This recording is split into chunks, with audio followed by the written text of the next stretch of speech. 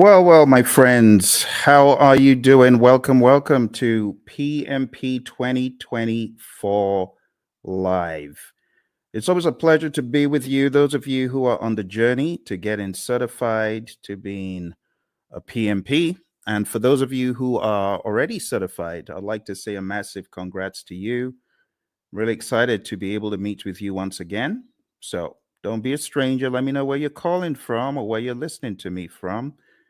And for those of you that may have any questions, now's a good time to begin putting the questions in. But the purpose for our meeting today is to once again realign your journey towards PMP exam success. Okay. I know lots of you have plans to get certified in 2024, but it's important that you be focused on the right direction. All right. Because this PMP exam, when you look at it, it's full of content. It has so much information in it. So you need to be focused, my friend. You need to be laser focused on what exactly you're doing at every step of the way. Now, the easiest way is this. Number one, understand Agile. Please understand Agile. I know there are lots of courses out there. They're very heavy in the predictive piece, but they're not heavy enough in the Agile piece. And therefore, when people get on the exam, they don't understand the questions. Let me be perfectly clear about the questions, how the questions are posed. The questions are going to ask you, you are a project manager. It will always tell you who you are. You're a project manager in a project. You're doing this, that, or the other. You encounter a situation. What should you do next? But not just that. In the answers, you very well could have a blend of agile and predictive answers. And it doesn't mean you should choose agile all the time or predictive all the time. It depends on the way the answer is crafted. So my recommendation to you, number one, if you have this book called the Agile Practice Guide, read the book. If you've been for one of my courses and you have Agile book, this one, if you have Agile Principle Raw and Uncut, please read the book. In fact, I mean, you can see the relative size, right? This is great. This goes deep. This brings you into the discussion like from a layman's perspective. So if I were you, you can get this on Amazon. You can get this everywhere books are sold, pretty much this as well. So I would recommend, if you are weak in Agile, beef up your Agile understanding to the point where you know pretty much where the question is going, right? You got to know from an Agile perspective the values, the philosophies, the thought processes, like just vanilla flavored values. Know your values really well, right?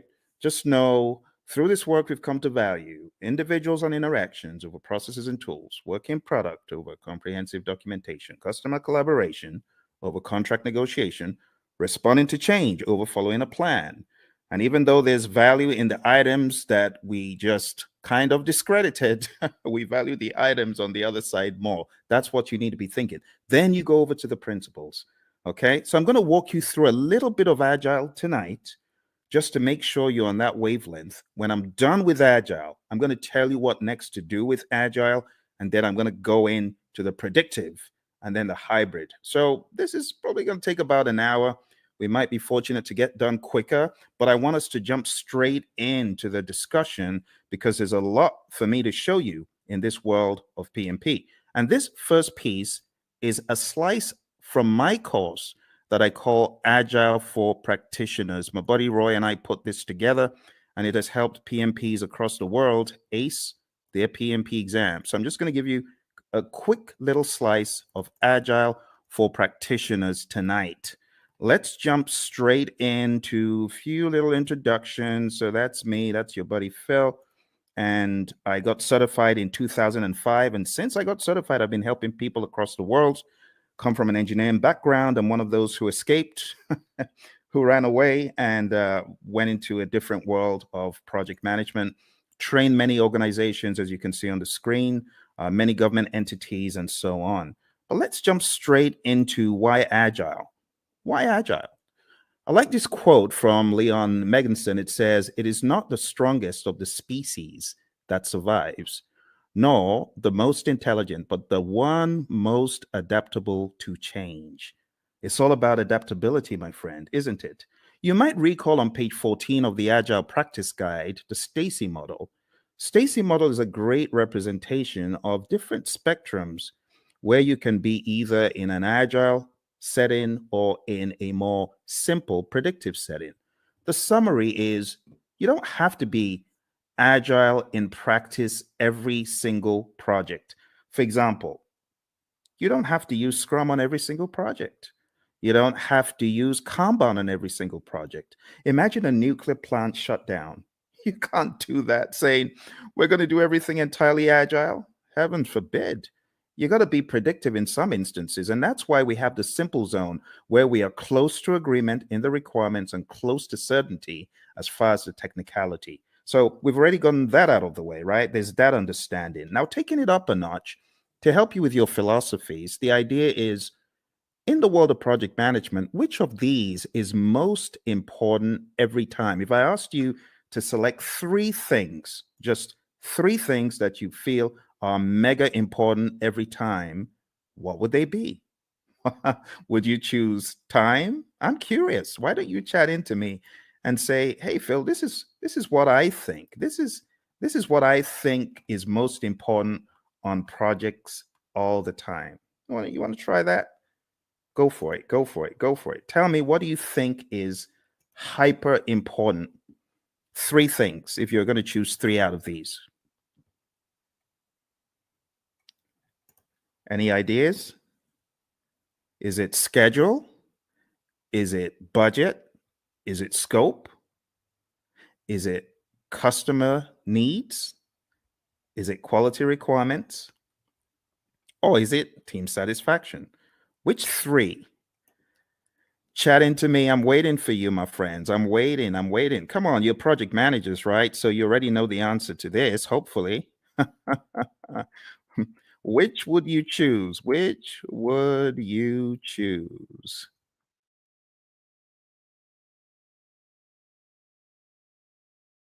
All right. Which would you choose?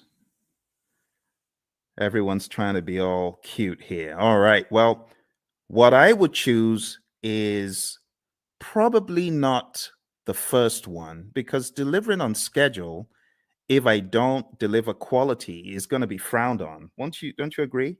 If I delivered on schedule, but my customer is not happy, what good is that? Right?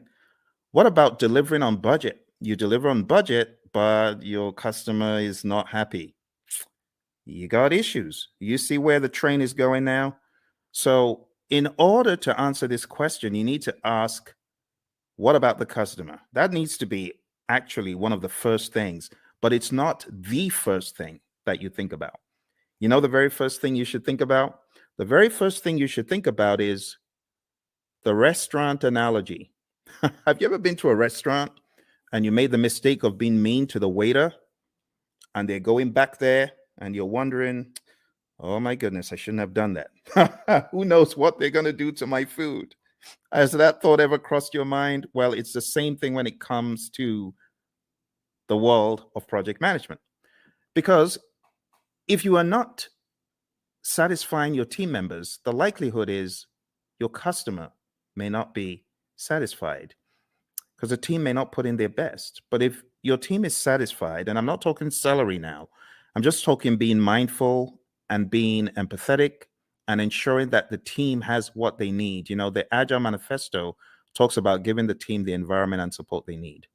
When you do that, you're likely to have the team meeting quality requirements, delivering on budget, schedule, scope, and the customer is likely to be satisfied. All that good stuff. Okay, so the best answer to this, I don't know if you noticed, this said all plan scope. So you don't have that mindset of, oh, we have to deliver everything. In the world of Agile, no, that's not our mindset. Our mindset is we got to deliver value. It doesn't have to be all the scope. So I was looking for you to choose the bottom three. That's what I was looking for, just the bottom three: customer, quality, and team. Now, moving on to the next part where we're going to go pretty quick. This is what I was talking about, right? The Agile Manifesto values, which I've already covered, and then the Agile Manifesto principles.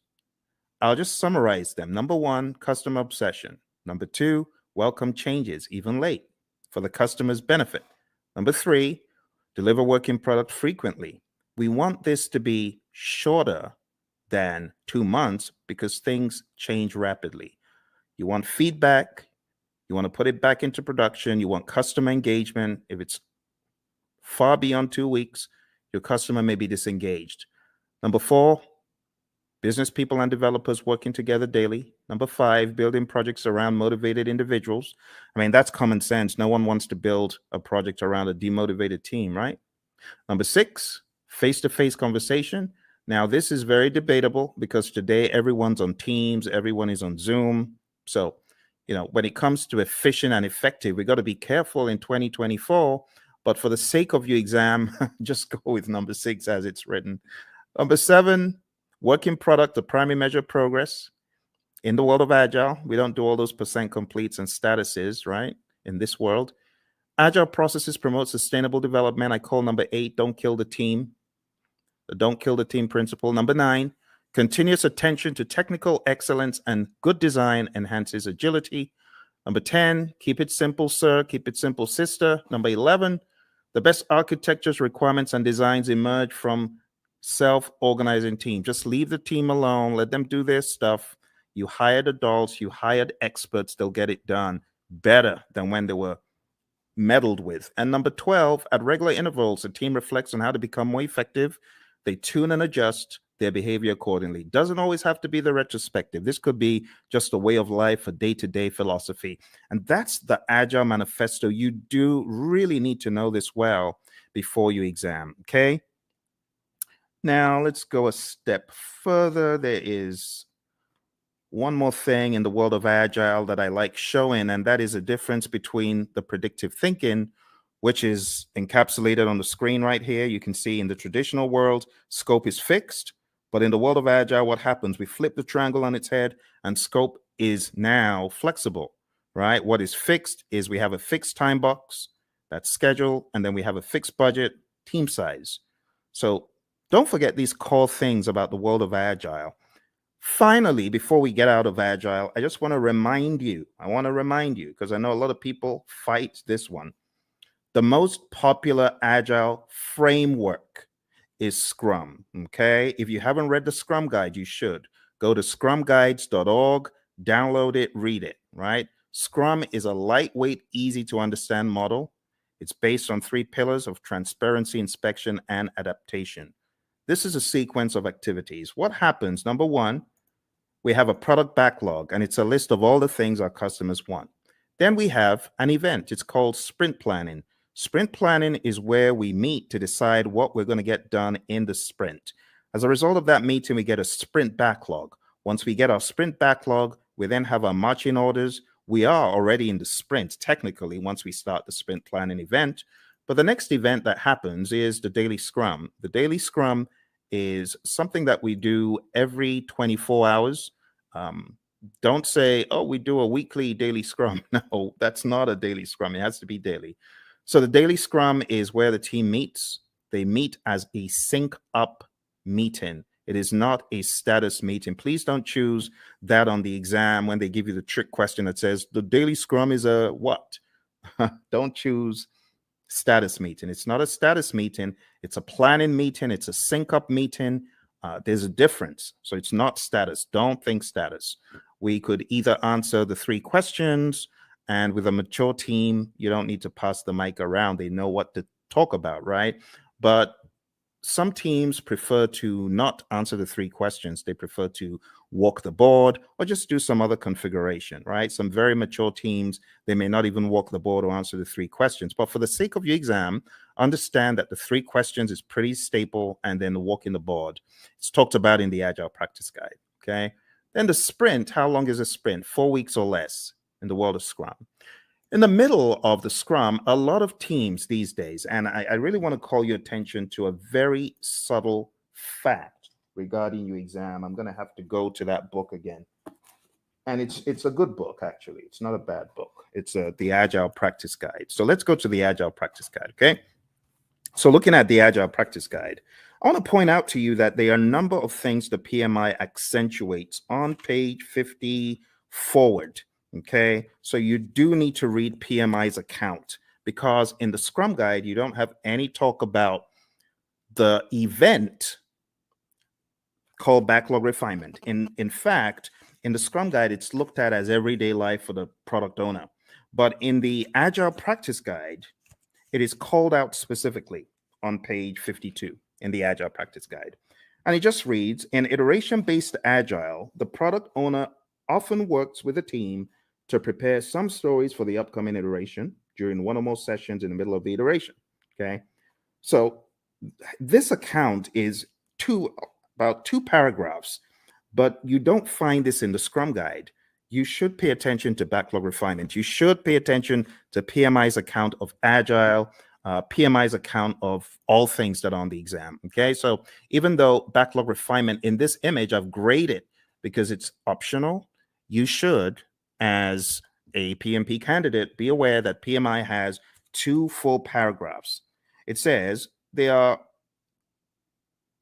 is no consensus on how long the refinement should be. There's a continuum of just-in-time refinement for flow-based Agile. The team takes the next card off the to-do column and discusses it. And then it says many iteration-based Agile teams use the time-boxed 1-hour discussion midway through a 2-week iteration. And that's exactly what I'm depicting on the screen. This is midway through the iteration. The team takes some time out. They do the backlog refinement. They go through the whole idea behind the INVEST acronym. Now, this is not a place for us to debate whether it is good or bad, because I have some of the Agile zealots who hate the INVEST acronym. Don't listen to them. What do I mean by the INVEST acronym? Independent, negotiable, valuable or vertical, estimable, small enough to fit within a sprint, and testable. You want to make sure that your backlog items are indeed ready. Okay, like I said, various schools of thought are against the INVEST acronym. But when we talk about the refinement, when we talk about the definition of ready, it is important you understand and have some sort of guardrail framework to help you. So this helps achieve definition of ready. Okay. If the story fails to meet one of these criteria, the team may want to reword it or even consider a rewrite. So this is the INVEST acronym. When we say a story is ready, it means ready for us to work on. And in your backlog refinement sessions, you want to work on getting your stories to a definition of ready. Okay, it's just that simple. When you get certified, you can, join the debate about whether backlog refinement should be done with the INVEST acronym, whether definition of ready is good or bad. I'm not here for all that, right? But just know for your exam, it's in the Agile Practice Guide. All right, moving on. We have the sprint review event, and this is where the customer, could be the end user involved as well, the stakeholders. This is where there is a review of what was created, the increment, right? And just be aware that the sprint review event is not a gate before you can release value, right? You can release value all through the sprint. It doesn't have to be one time. And in fact, you could get to the end of a sprint and you may not have a featured enough item, so you may not actually release. That's why we call it a potentially shippable increment. Lastly, we have the sprint retrospective event. And in the sprint retrospective, you already know this, I'm sure. This is where the team reflects, they look at what they could have done differently, what went well, what didn't go so well. It could also be a great team bonding exercise, and it's generally closed off to the Scrum team. And when I say Scrum team, I'm talking about the product owner, the Scrum master, and the developers, okay? So feel free to put any questions in there if you've got any questions for me, because I know for some of you, we have already gone through an extensive 35-hour course. You already know a lot of this stuff, but you might have forgotten some of it. For your exam, you got to understand the roles really well. The product owner role, I highly advise you to dig into PMI's Agile Practice Guide and understand their perspective of what this role does. I also advise you to look into the Scrum Guide to get a better idea of the product owner's role. I call the product owner the Chief Value Officer. Also understand what the Scrum Master does. The Scrum Master is a coach, not just a coach for the immediate team, but also a coach for the entire organization. This is someone who should be a champion in my mind for Agile and someone who should be making change on a grander scale. When you get into the nitty-gritty of your exam, you do need to know the 5 events. So the sprint, understand that in the world of Scrum, it's 4 weeks or less. Understand what sprint planning is all about. As I said, one of the things you should do before coming into sprint planning is you should have done some backlog refinement. So all your time isn't going on breaking down those huge monster epics or just realizing what exactly the customer was asking for all along. This is where the product owner needs to wear the hat of Chief Value Officer, understand what should have come next. And when you get into sprint planning, it's generally going to go a lot smoother. The daily scrum, as far as this is concerned, the 15 minutes is pretty standard. It's non-negotiable for your exam. Just know that 15 minutes is a time box. When it comes to backlog refinement, like I said, we want our stories or our requests to be sprint ready. Again, in industry, there's the debate of, well, stories aren't needed in Scrum. They're not in the Scrum Guide. Yes, but for your exam, understand what stories are. I have to say these things because the landscape of Agile is changing very rapidly. When it comes to the sprint review, it's showcasing working product to the stakeholders. It's important that we don't relegate it to just a mere demo, but we see this as a working meeting. We can use this meeting to discuss metrics, what was not done and why. Delivery team demos the working product. The customers may even test it out. Physical products. We have a client of ours who had this physical autonomous vehicle, and customers could get to actually test out such things in a demo. All right. And then the retrospective, like I said, it should be a safe space.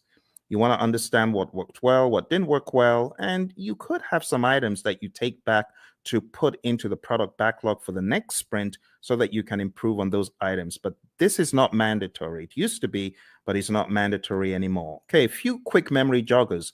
A list of some of the long list of requirements, only those to be done in a sprint. Okay, I'm going to move very quickly. So these are just joggers for your memory, right? Since it says some, it is not talking about the all-encompassing product backlog. This is just talking about the sprint backlog. What about this one? The product backlog is prioritized and owned by whom? Okay, I've already given you the answer to this earlier on. So this is talking about the Chief Value Officer, aka product owner. All right, how about this one? The first event of a sprint is what? Okay, if you were listening in the beginning, you would have gotten that it's the sprint planning event. All right, let's go to the next one. The average length of a sprint used in most firms.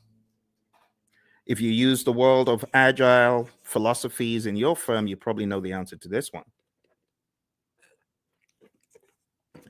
All right, so the best answer to this, my friends, is not the 1 month.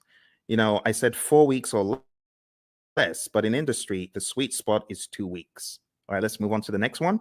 The end result of the sprint is known as what?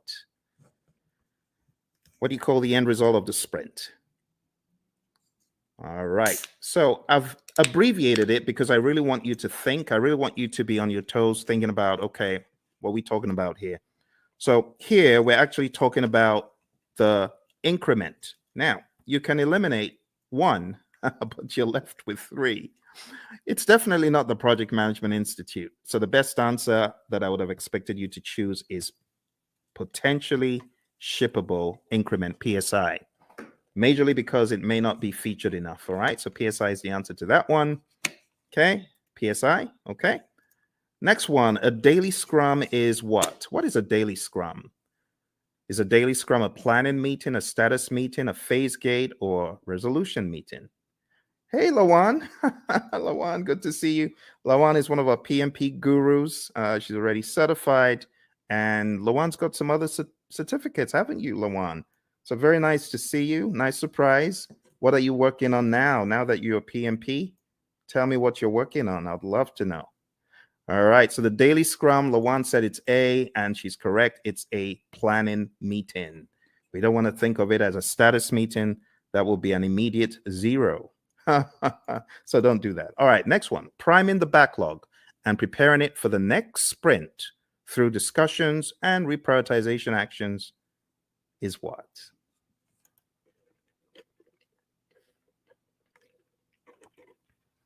Awesome. Lawan is on it. She is on it. She hasn't forgotten it. Not missed a beat. Thank you, Lawan. The best answer to that is indeed what you chose. The answer is backlog refinement. And backlog refinement, we talk about it as being not mandatory as far as an event, but in the Agile Practice Guide, we see it there front and center. All right. The potentially shippable increment should be shown to the customer in a demonstration. This is known as what?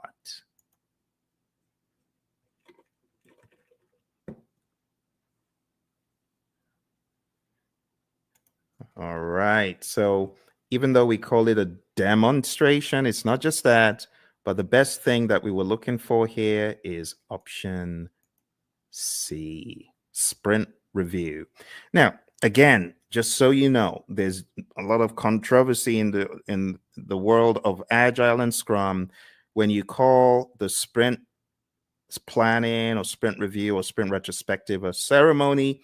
You may get a wrist slap from some of the zealots. I don't care. Whatever. It is what it is. A lot of people call it ceremonies. A lot of people call them, other things, and that's it is what it is. Okay, Lawan. Lawan says she's working on her PSM. Awesome, Lawan. I know that you've already taken a lot of Ken Schwaber's PSM pre-test, so just keep doing that. And honestly, his site is probably the best place to be to just keep taking them over and over again, reading the Scrum Guide over and over again, and listen to our audio, because we've got audio out there on our channel, as you know. But well done, and try your best to listen to the lessons learned that are out there. We got lessons learned from the PSM from our friend Darian and Cindy, who both got certified last year. So I would recommend listening to them.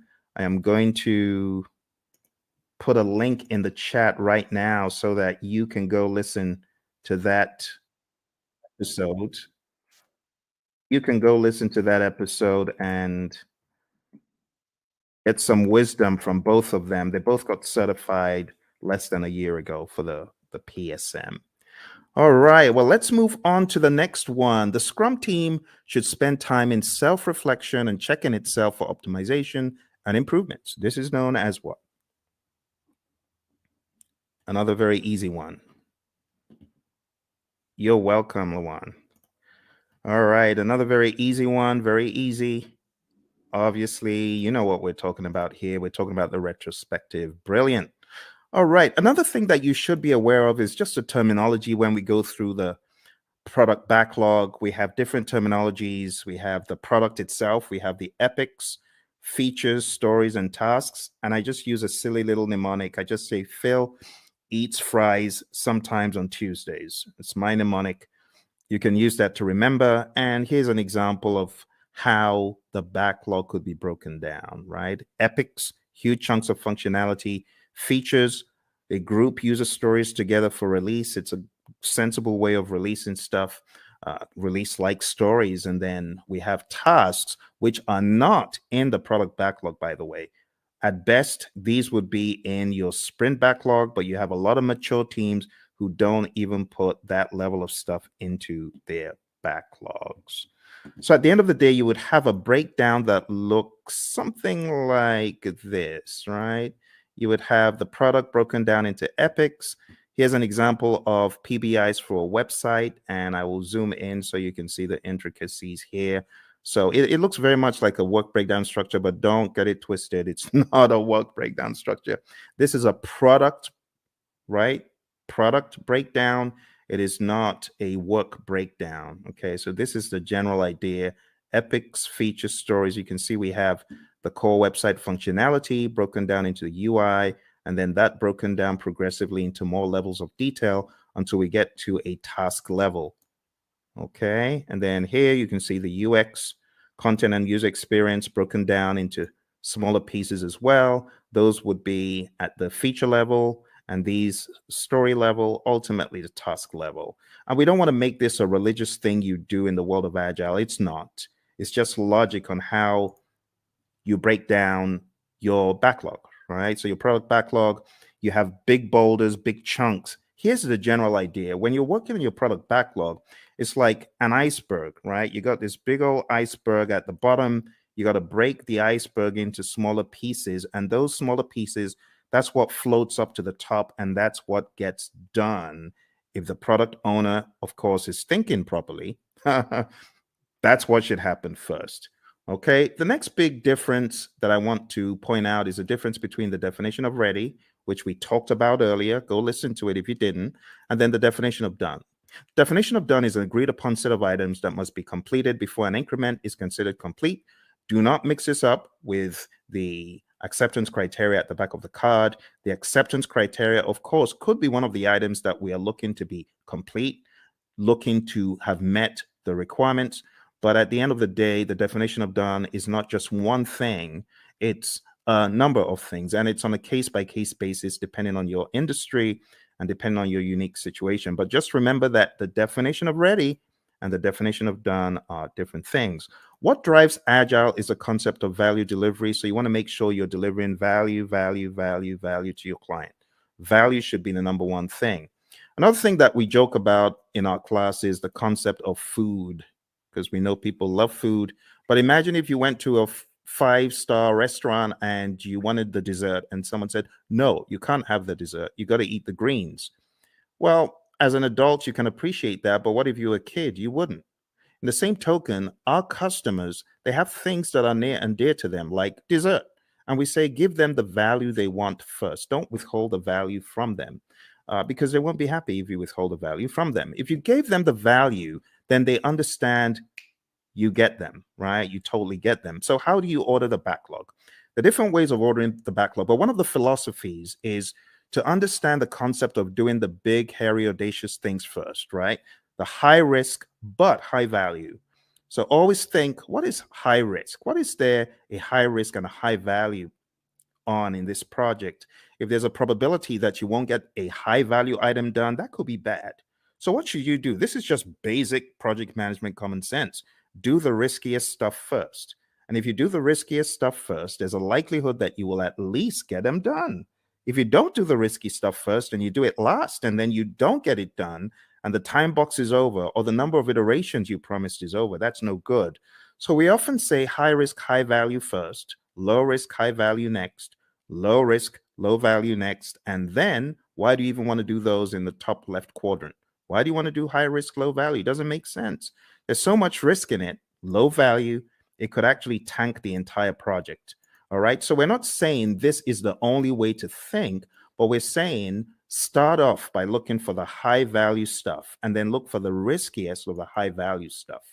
There are other instances where you could prioritize based on other items such as urgency, cost of delay, weighted shortest job first. There's so many things you could think about. So when we think about ordering the backlog, the job of the product owner is a rather interesting one because the product owner has to think so many things: revenue, demand, importance to end users, frequency of use, the risk of not having it, and so on and so forth. So as a product owner, your thinking always needs to be what is most important. Now, the product owner sometimes falls into the fire alarm trap, which is pandering to people who are shouting the loudest. That is not the way to do it. You want to use more sensible criteria like NPV, ROI, Moscow, and Kano, which are really just categorization techniques when you think about it. Weighted shortest job first could be another one, and the risk-adjusted backlog, the concept of the risk-adjusted backlog. So there's so many pieces that you need to master for your PMP exam, but ultimately, you're going to understand that Agile is front and center, because I cannot tell you how many people have cried, my Agile was so huge on the exam. I was not able to answer the questions quickly enough. It took me such a long time to read them and things like that. So you got to be ready. Scrum is definitely the big number one framework for the world of Agile for your exam. And then the number two framework that I would highly advise you to hone in on is Kanban. Just understanding how Kanban is structured, what it actually means when we say limit your WIP and why we say limit your WIP. Understand what a board could look like when you have the WIP limits up top there. Understand what it means when we say the lead time, the cycle time, and things such as that. And understand this concept, because while it may not be tested on the exam, it's good to have the Agile philosophy of there's a cost for delaying delivering value to your customer. If you're not delivering value quickly enough, then your customer could tank. Your customer could fall off the radar. Your customer could go out of business. So we want you to have that mindset, okay? And last but not least, I'll just say have a mentality of the shuhari, right? Alistair Coburn brought this into the world of Agile from the world of Aikido, and it's just a great philosophy to understand. You got to go through a period of blind obedience. So I remember when the PMI Phoenix chapter brought the whole CSM bandwagon to our chapter, and I was one of the people who jumped on it. And our trainer was receiving a lot of consternation. Tom Meller was receiving a lot of consternation from the PMPs because they felt, what is this? This doesn't make sense. Why should we do this? Don't criticize our project management and things such as that. But blind obedience is best. Honestly, if you're coming into the world of Agile, just leave all your predictive stuff at the door, because I was in the world of predictive for eons, but I had to embrace, as they say in the military, embrace the suck. I had to embrace what Agile was bringing, the change in mindset. And not until I embraced it and I went fully in did I fully get it. So the blind obedience stage is really important. After the blind obedience, you get to the heart stage, consciously moving away from the rules, detaching, breaking free. And when you have done this for a period, you now understand the why, and you are just on autopilot Agile when you get to the restage. You're unconsciously finding an individual path to go beyond or transcend. So, my friends, for your exam, this is the first piece that I wanted to introduce to you because Agile is big. It's really big. Now, if you haven't already realized, your exam is going to be based on people, process, and business. And people, process, business could cut across the world of Agile, or it could also cut across the world of predictive. Yes. And that is why I should not say the 12 principles. 12 principles are important. That's in PMBOK 7. So let me just get the 12 principles out of the way for a quick second. 12 principles. Let's talk about that. So for those of you that haven't read about the 12 principles, I want you to download a PMI PDF. I'm going to try to put that PDF in the comments below. So PMI 12 principles. I'm going to share a very, very helpful PDF because it could help you. Like if your exam is tomorrow, you obviously aren't going to have time to read this book, even though it's not as big as the 6th edition, but it's still a significant effort. But maybe, just maybe you could go through the 12 principles in this PDF. So let me show you what is in this PDF. And this will be a very quick run through because the philosophies are quite important. Okay, so let me share this with you. The philosophies in the 12 principles. Let's go very quick. So you can see the 12 principles over here, right? You can see stewardship, team, stakeholders, value, and so on. Let's start from stewardship. Going all the way back to stewardship. So this just says you've got to be a diligent, respectful, and caring steward. All of those things there are extracted from the PMBOK 7th edition, and this is kind of like the most significant part of the book in my mind. So if you open up the PMBOK Guide 7th edition and you go to page 24, okay, I want to make it very clear, very clear. Okay, here, this is it. This is it. I know it looks transparent, but this is it. PMBOK 7th edition. So if you go to PMBOK Guide 7th edition and you go to page 24, it says, be a diligent, respectful, and caring steward. And that's what you see here, stewardship. Stewardship includes integrity, care, trustworthiness, and compliance. And the summary is this: act responsibly to carry out activities with integrity, care, and trustworthiness while maintaining compliance. And that's it. Let's go to the second one. Number 2, team. So if you follow me to the next one, page 28, it just says project teams are made of individuals who wield diverse skills. And the summary is create a collaborative project team environment. That's the summary. All right. Next, we go to stakeholders. And the principle about stakeholders is one of collaboration. It just says effectively engage with stakeholders. Number 4, value. I've already talked about value today, and this just espouses that same idea. Focus on value. If it's not valuable, don't do it. Continually evaluate and adjust project alignment to business objectives and intended benefits and value. Systems thinking. Always see the big picture. It says recognize, evaluate, and respond to system interactions. That's that one. Going over to leadership. Leadership is all about being bold, taking those leadership decisions, making them, it says, demonstrate and adapt leadership behaviors to support individual and team needs. So here, I would say definitely know the Hersey-Blanchard model, the 5 stages of team development, things like McGregor's theory, Herzberg, Vroom, McClelland, all those, you should have an idea about those. But understand that leadership is all about influence. There's a difference between leadership and authority. You got to know that, okay? Even in the power interest grid versus the influence impact grid, there's a difference between power, authority, and influence leadership, okay? You got to remember that. So demonstrate leadership behaviors. Moving on to tailoring. Tailoring, it says, tailor based on context. The summary is you cannot throw the entire PMBOK guide or guides or process group or practice guide at every single project. All right, next one is quality. It says build quality into processes and deliverables. You got to think quality. It says maintain a focus on quality that produces deliverables that meet project objectives and align to the needs, uses, and acceptance requirements set forth by relevant stakeholders. Let's move on to complexity. Complexity, it says navigate complexity. The best way to navigate complexity is to understand the dimensions in it. The dimensions, human behavior, system behavior, uncertainty itself, and ambiguity, and technological innovation. There's a difference between these two. So let me go over these on page 51 very quick for you. Ambiguity is a state of being unclear. It says of not knowing what to expect or how to comprehend a situation. Then it says uncertainty is a lack of understanding and awareness of issues, events, paths to follow, or solutions. The summary is this. PMI is saying complexity is a characteristic of a project, and you as a project manager, you need to know how to manage it.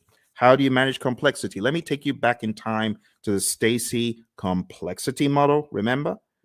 Now, how did we say we would work on complexity? We're going to break things down into smaller pieces, do things in iteration. Sounds like agile, right? Because that's what we're talking about. All right, number 10, optimize risk responses. It says continually evaluate exposure to risks, both opportunities and threats, to maximize positive impacts and minimize negative impacts to the project and its outcomes. Number 11, embrace adaptability and resiliency. It says build adaptability and resiliency into the organizations and the project team's approaches. It says most projects encounter challenges or obstacles at some stage. The combined attributes of adaptability and resiliency in the project team's approach to a project help the project accommodate impacts and thrive. Adaptability refers to the ability to respond to changing conditions. Resiliency consists of 2 components: the ability to absorb impacts and the ability to recover quickly from setback or failure. Last but not least, we have number 12, one of my favorites, and this says enable change to achieve the envisioned future state. It says prepare those impacted for the adoption and sustainment of new and different behaviors and processes required for the transition from the current state to the intended future state. Here's the deal, my friends. If you're ever going through change, just remember that people are different. Some people cannot absorb change very well, and others can. So you must approach it from a humanistic standpoint. You have to be empathetic. You have to understand the J curve, the way the J curve works. People are going to be in that valley of the J curve, pondering and wondering, how does this impact my life? They're going to be down in the dumps. So what the PMI advocates quite a lot is sense-making sessions. Don't forget the people. All right, and that's pretty much it for PMBOK 7. For those of you who have been asking the question, Phil, does that mean I need to just read the entire PMBOK 7? I've told you, listen to what I'm telling you. Read, I've given you one PDF. Can I give you one more PDF from the PMI? Let me give you one more PDF from the PMI. I'm going to give you the domains PDF because I know some of you, you're still wondering, but what about the domains? I need to know the domains. Okay, I'll show you the domains. You want domains? We'll go to domains tonight. I'll show you. So here we go. Here are the domains. Okay, just to ensure that your curiosity is satisfied, there are 8 domains in the PMBOK Guide 7th edition. Now, stay with me because I know some of you are fixing to run away. Stay with me. Okay, I got to explain this. This is PMBOK 7. This is PMBOK 6. PMBOK 6 is a wildebeest. It's huge, right? It has 756 pages. This one, on the other hand, has 300 something pages. However, when it comes to predictive project management, this does not do a good enough job, which is why the PMI have included in their library something called Process Groups of Practice Guide. And that took from the now out of publication 6th edition, and they put together Process Groups of Practice Guide to walk people through the knowledges and process groups. Because, should I just be honest? People ain't buying the domains. People are like, we've known the process groups and knowledge areas for the past 2.5 decades. Why are you giving us? It reminds me of the Israelites. Why are you giving us this stuff to eat? Why are you giving us why are you giving us PMBOK 7 to eat? So let me show you the summary, okay? Let me show you the summary. Here is the domains, okay? I've put the domains in the chat. Now let's share the domains very quick. Now, I'm going to read for you from the PMBOK Guide 7th edition, and hopefully you will not ask me this ever again because I feel it's not a very good use of our time, but I know some of you are curious. So let's go to page 7. And another thing about this book is it has 2 sets of pages. You have page 1 in the side where you have the principles, and then you have another page 1 where you have the domains. But let's talk about the domains. Listen carefully. It says, a project performance domain is a group of related activities. That's the difference. It did not say a group of processes. You get it? A group of related activities that are critical for the effective delivery of project outcomes. Project performance domains are interactive, interrelated, and interdependent areas of focus that work in unison to achieve desired project outcomes. There are 8 project performance domains. Number 1, stakeholders. Number 2, team. Number 3, development approach and lifecycle. Number 4, planning. Number 5, project work. Number 6, delivery. Number 7, measurement. And number 8, uncertainty. Let's go through them hyper quick. Stakeholders is all about your care for your stakeholders, understanding that you need to effectively interact with them. In other words, you need to manage their engagement. The team domain is all about caring for the team, team health, and team optimization. Development approach and life cycle is all about selecting the right development approach. Is it going to be agile? Is it going to be predictive? Is it going to be incremental? Is it going to be agile? And then going down into the smaller silos, is it going to be Scrum? Is it going to be Kanban? Is it going to be TDD? Is it going to be ATDD that we use here, right? And so on and so forth. Planning is all about planning the project. It's that simple. Project work, as it says here, addresses activities and functions associated with establishing project processes, managing physical resources, and fostering a learning environment. Watch this. Project work is associated with establishing the processes and performing the work. Boom, performing the work. That's the direct and manage project work process and everything connected to it. So just think executing. The next one is delivery. This just makes sense. You create a product, service, result, feature, function. It needs to be delivered. And that's what you're doing in the delivery performance domain. It addresses activities and functions associated with delivering the scope and quality. You see those two? Scope management, quality management. I told you you were not missing anything. That's what these domains are all about. The next one is measurement. Now, this one, I must say, is a worthwhile inclusion in the dialogue, because a lot of times you have individuals who are measuring stuff and their measurements are probably not sensible. For example, a company my buddy Roy worked with, the company said to the testers, we're going to reward you if you find bugs. The more bugs you find, the more rewards you get. So these people aren't stupid. Of course, they had friends who were developers. So the developers started cranking out some soft bugs, not really malicious bad bugs, just soft bugs that will get their buddies a reward. What a ridiculous metric to measure. So don't measure the wrong thing. That's what this is telling us. Measure sensibly, and also be aware of the vanity metrics phenom. Don't fall into the trap of vanity metrics. Actually, the PMI has a very good breakdown of why you should be very particular about metrics. It says on page 96, we have leading indicators and lagging indicators. So be aware of what you're measuring. Is it a leading indicator predicting changes or trends, right? Leading. In other words, the metric is smart. The metric tells you what is about to happen before it does. Or we have lagging indicators. Now, lagging indicators, I'm not saying they're dumb, but they measure deliverables or events after the fact. Okay, so leading indicators, that's your magic right there. Lagging indicators, not bad. They're still helpful, but it's after the fact. And it says what to measure. You got all sorts of things on page 98, which is a good breakdown of what to measure. We go into the concept of baselines, business value, net promoter score, mood chart. I would highly advise at least understand some of the basic metrics in project management, just in case they come up on your exam. So benefit cost ratio or cost benefit ratio, MPV, net promoter score, which is a measure of how happy your stakeholder is or willing to recommend your products or services to others, mood chart, and what else? That's pretty much it. There's some very good stuff here. So if there's one of the domains that I am excited about, I think it's this one. This is definitely value to the project management narrative. On page 112, we have my favorite, the vanity metric, a measure that shows data but does not provide useful information for making decisions. Has someone ever told you to gather data and measure stuff that is just worthless? You know, for example, measuring page views of a website is not as useful as measuring the number of new viewers, because you could have had one viewer go in there 1,000 times, if you get what I mean. So just that whole idea is what we talk about in the measurement domain. Last but not least, we have the uncertainty domain. And it just says projects exist in environments with varying degrees of uncertainty.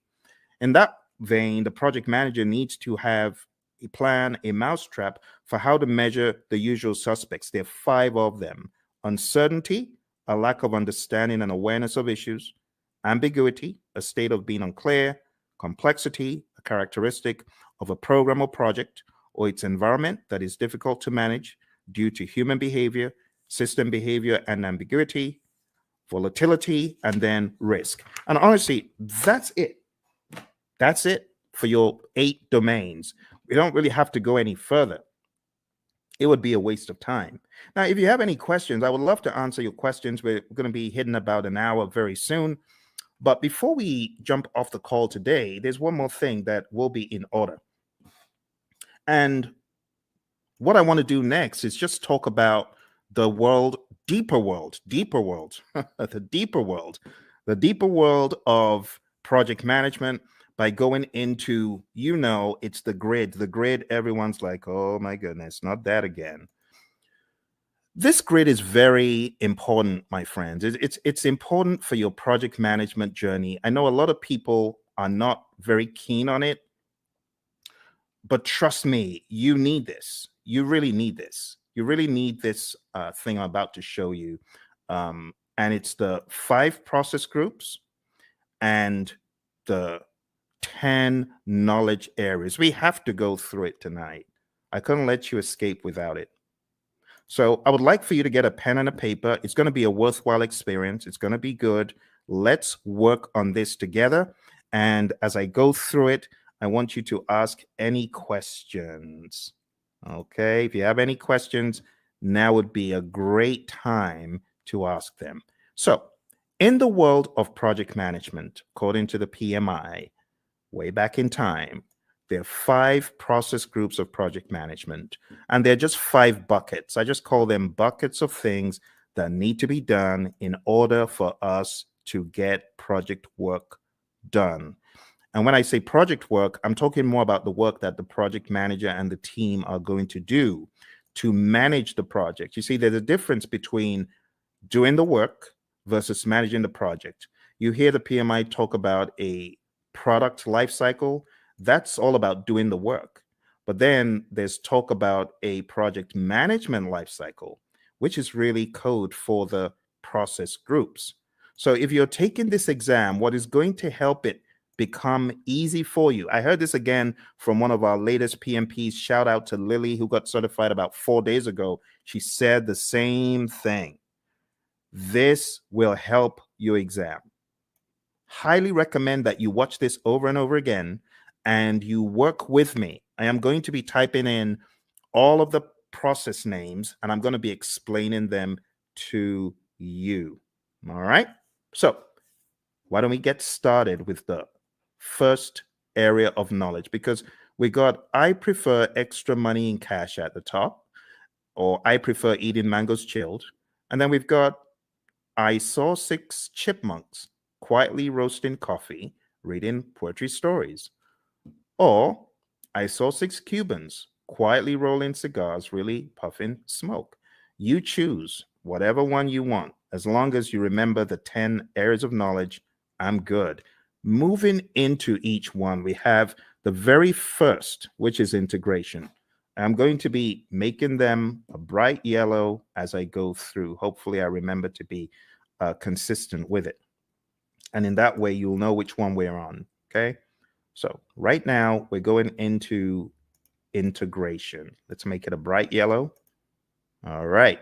So in integration, the very first thing that happens is the develop project charter process. And in develop project charter, you are creating a document that authorizes the project. You, the project manager, could be working on this, but you don't necessarily have to, because if you've got a sponsor who is capable, they could create this by themselves. They don't need you to do it. But other times they may ask you to do it. In fact, in a lot of companies, the project manager creates the charter, the sponsor signs off on it. So you have to understand that dynamic. All right. Next, going over to planning. The next thing you do in integration is you develop the project management plan. And this is where you put the big plan together, because there's a lot of stuff that actually happens under the process that we're not seeing yet. There's stuff that happens under integration, and all of that rolls up, technically speaking, into integration at the end. We'll talk about that progressively. Next, going into executing, we have the direct and manage project work process. This is where the work is being done and the major output is a deliverable. So think about it.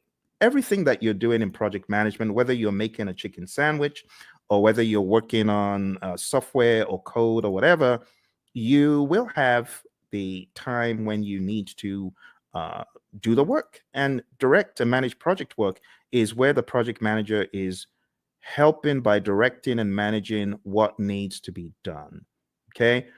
From direct to manage project work, in addition to deliverables, we get something called the issue log, and we also get work performance data, which is just like you as a project manager, you are observing what is happening on the project. You know, you're observing how many widgets have defects. You might be observing which employees are unable to come in for work. We call that work performance data. The other thing that happens here in executing and integration is manage project knowledge. Okay, and then moving over to monitoring and controlling, we have a process called monitor and control project work. And this is where we are creating reports.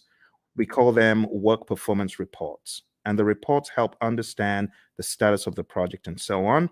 And the other thing that happens here is called perform integrated change control. And this is where you are reviewing the change requests that come in. The change control board is also involved. So you would review the change request as it comes in. If the change request is not in formal writing, you are encouraged to put it in formal writing. And then you review it, you do an impact analysis, and then you send that information to the change control board, and they can review the change request and decide whether it's going to be done or not. And then in closing, we have the close project or phase process. Close project or phase. And this is where you close out either a phase in the project or the project as a whole. Now, what I want to do right now is just comb through them in a little bit more depth. All right. We get a project charter from here, develop project charter over here. From develop project management plan, we get our project management plan. From direct to manage project work, we get our deliverables. From manage project knowledge, this is where we do our lessons learned. We get a lessons learned register. From monitor and control project work, we get our work performance reports. From perform integrated change control, we get our approved change requests. Remember, we could also say the change log is technically an output from here. But remember, your exam is not based on all these inputs, outputs, and stuff. They just help you understand the flow. It is important for you to understand the flow, my friends. And then we have close project or phase. So closing out the project or a phase in the project. This is where we have a final product, service, or result transition as an output. We also have a final report as an output. Okay. Now, these are not just random words that I made up. These are indeed things in the PMBOK Guide 6th edition and things that are helpful for you to know as you traverse the landscape of project management as you prepare for your exam. Okay. All right. I hope that makes sense. Do send in any questions if you have questions. So that's the first knowledge area. Now, everything that happens under integration, you got to look at it like this. Look at it like this. All this stuff under rolls up. All the stuff under rolls up, technically speaking. Now here, I know we only have one process here, but technically speaking, what you have in identifying the stakeholders, you want to make sure the stakeholders buy into the charter. All the stuff you have here in planning is going to add up to your project management plan. All the stuff you do in executing is pretty much governed, talking about governance from an integrative standpoint. Everything you do in monitoring and controlling is governed up here because all you're checking to see if you're going according to plan in all the knowledge areas is governed at a higher level in monitor and control project work. And close project or phase, it just has that, okay? And that's the general high level idea. Now we're going to be going crazily quick, so I'm going to put the responsibility in your court to tell me to slow down or stop because I'm just going to go pedal to metal from here, okay? All right. So draw along, follow along. It will be a good exercise. Going into planning, we have plan, scope, management as a process where we decide how to manage scope. Then we have collect requirements, where we are collecting all the requirements, functional requirements, business requirements, and so on.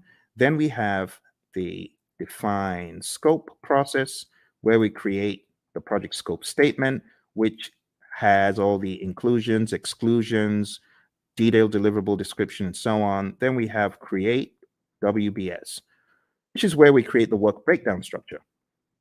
Then we jump across to the monitoring and controlling process group. And here we have two things. We have validate scope. This is where your customer checks the product, service, or result. And then we have control scope.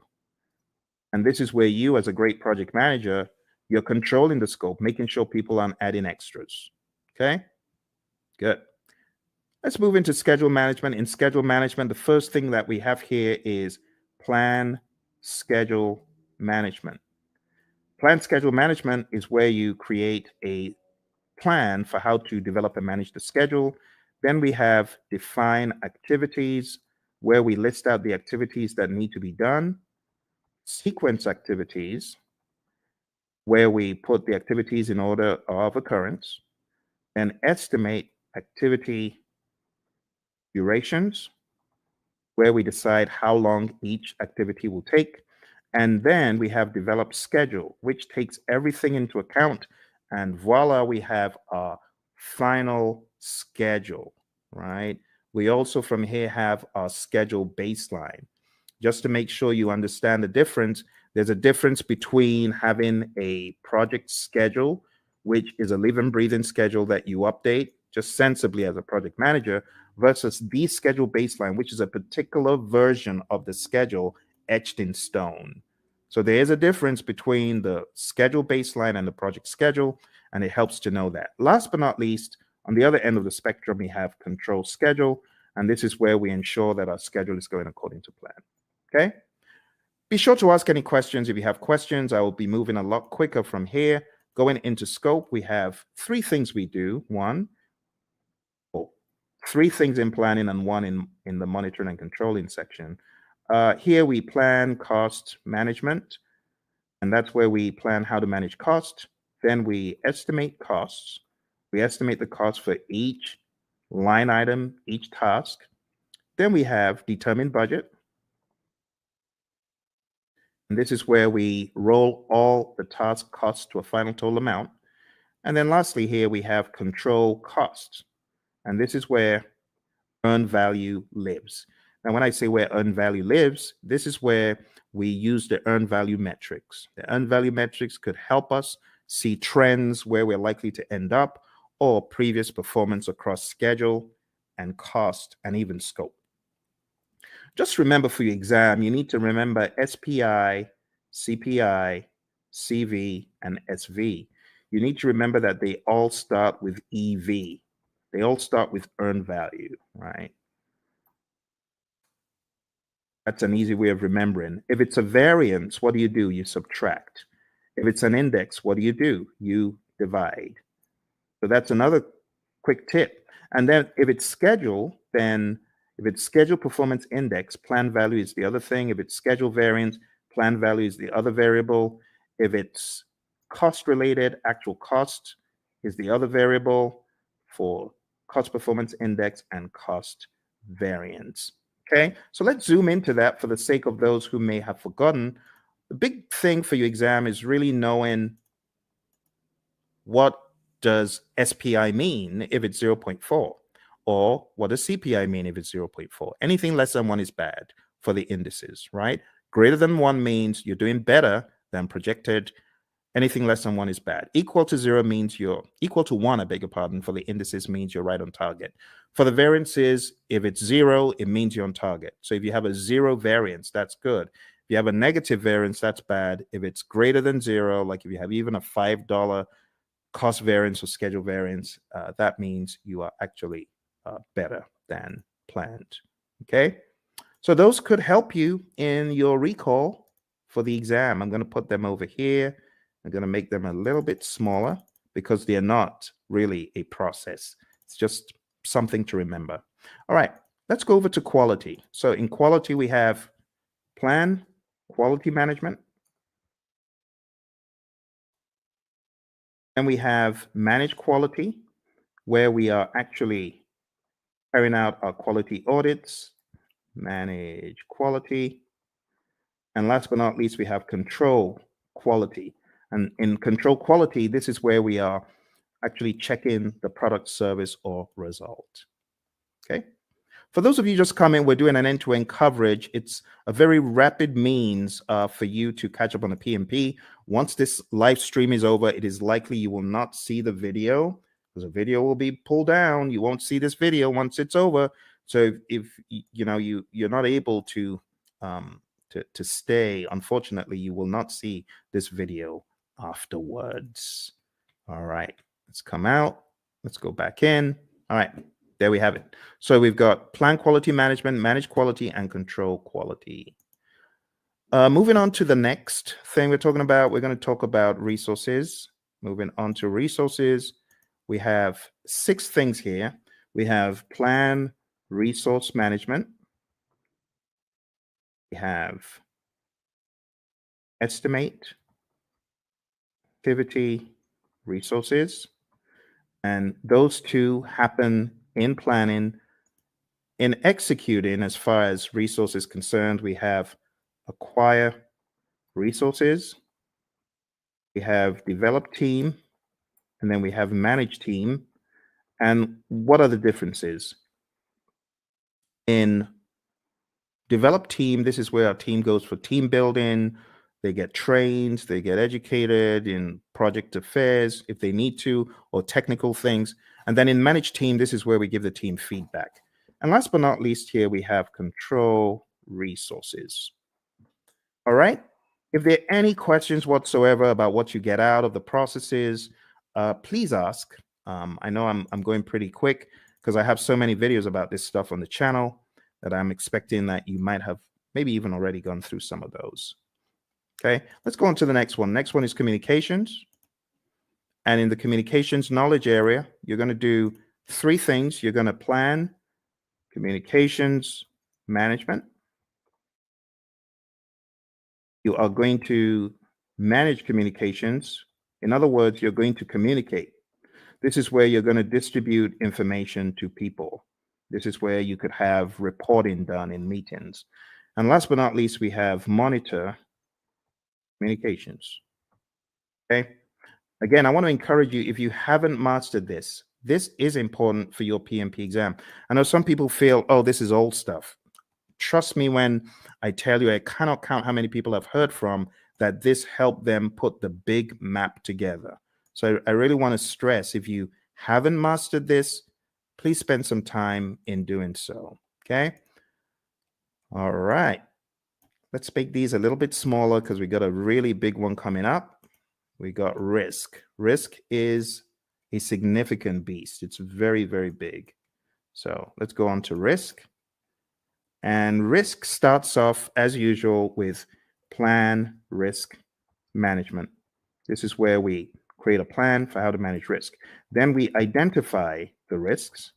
Then we perform a qualitative risk analysis. Think about it like a high, medium, low, or on a scale, numbers that generally don't equate to the same thing from project to project, but they help us in the prioritization of the risks, as far as which risks are we going to go after, which ones are we going to leave alone, so on and so forth. All right, moving on. We have perform quantitative risk analysis. And this is where we analyze the risks from a numeric standpoint that is also dollar related or something quantitative like weeks. You could analyze from a schedule perspective, how many weeks, how many days, and that's an absolute. That is not qualitative. Or how much money is going to be the result of this risk as far as contingencies are concerned. This is where you're getting really into some hardcore amounts. The next thing that happens is called plan risk responses. And then we jump across to executing, and then we implement those responses.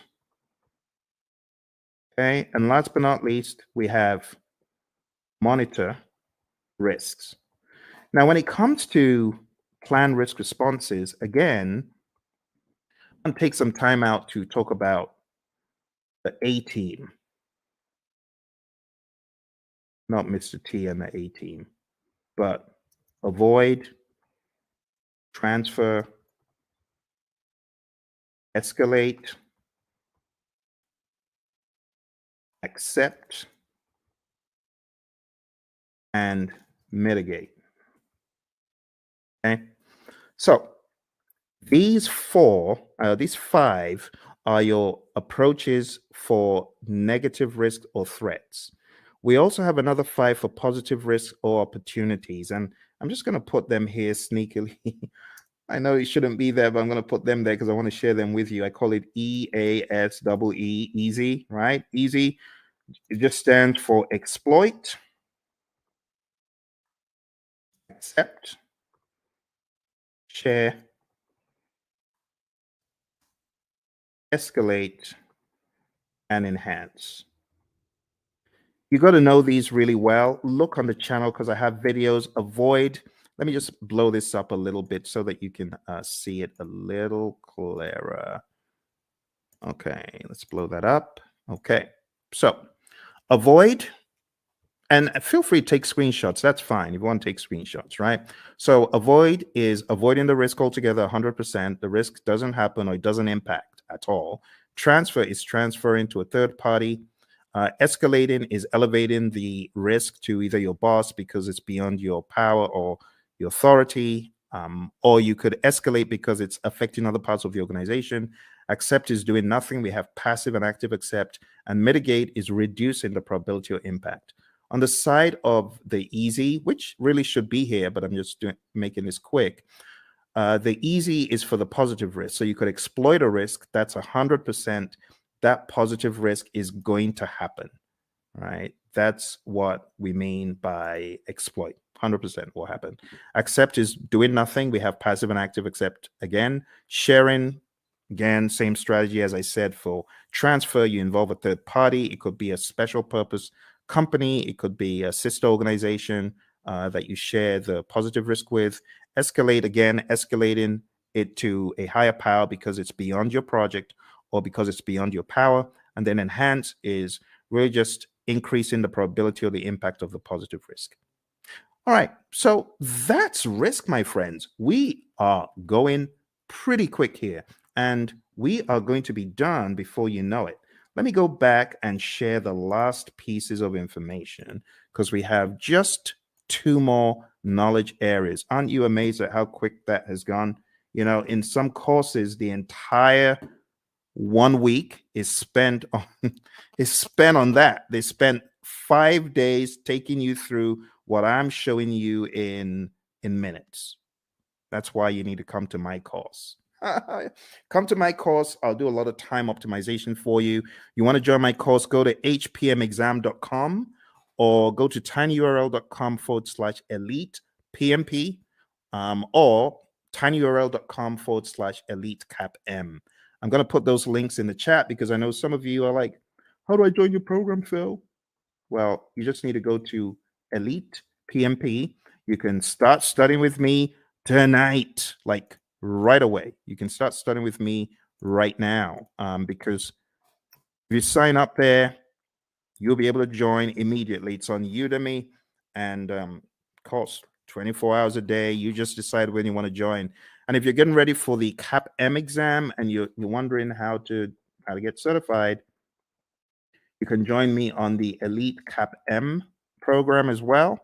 I'm going to put that in the link. Do that. Put that in the chat. So go to Elite CAPM if you're keen on studying with me for the CAPM exam. And then if you want to be on my full-blown training for project managers, not only to get them PMP certified, but also to elevate them to the next level after PMP. In other words, showing you how to succeed. You can just jump into my program, which is called hpmexam.com PMP exam immersion. Let me put that in the chat as well for those of you who are curious, because I know some of you are feeling the training right now. You're like, my goodness, I just spent $2,000. I spent 10 times more. I got 10 times less in a different program. If that's you, I want you to smash that like button. Tell me if that's you. I want you to hit like. I want you to subscribe to the channel, and I actually need you to share it with your friends. Okay, that's what I need you to do. So if you want to study with me, do that. And if you're like, Phil, I ain't got a dime. I'm just trying to get by. Hey, that used to be me. That used to be me back in 05. I didn't have a dime. And that's why I've got you covered. I've got a free 30-hour program right here on YouTube. For those of you who are on YouTube, those of you who are on the other platforms, thank you for joining me from the other platforms. I see you. I see all of you across the platforms. So if that's you and you're like, Phil, I ain't got a dime, I got you covered. I'm going to put a link in the chat, and this is to my 30-hour free program, totally free. All you need to do is go on to pmp.pmradio.org, and I've got over 30 hours of free video. Free, totally free. No catch. The only thing I ask, though, if you really want to support the channel, because I know some of you you gained so much from the channel. Just go get the book, PMP Exam Immersion, right? The PMP Exam Immersion book, I'm going to show you tonight how to put everything together in context. And if you wanted to get this book, like download the book right away, you can. This book has the deep secrets to your PMP success because it puts everything together. It puts agile, predictive, hybrid, it weaves it all together.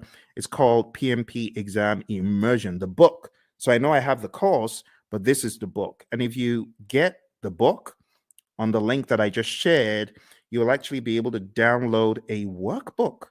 And the workbook has 100 of these crazy, what should a project manager do next kind of questions. So whatever the case, whether you can afford it or not, I got you covered. For those of you who say, Phil, I'm just, trying to survive here. That used to be me. So I got you covered. Don't worry. Just go to pm.pmradio.org, and you're gonna be extremely delighted when you see what I have in store for you guys and girls. Okay.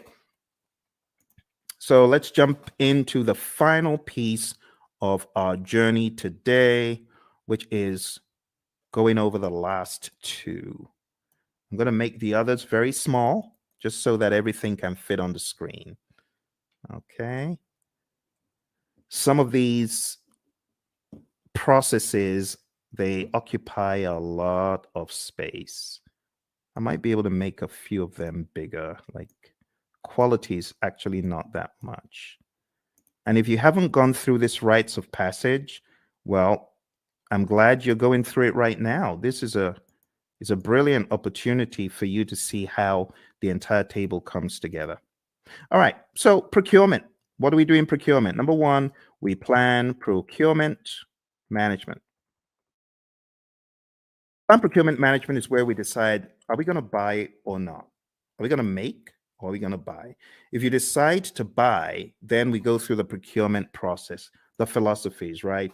And we do the RFPs or the RFQs or the RFI, request for proposal RFP, request for quote RFQ, request for information RFI, IFN, invitation for negotiation. I'm talking so quick because I want to get done.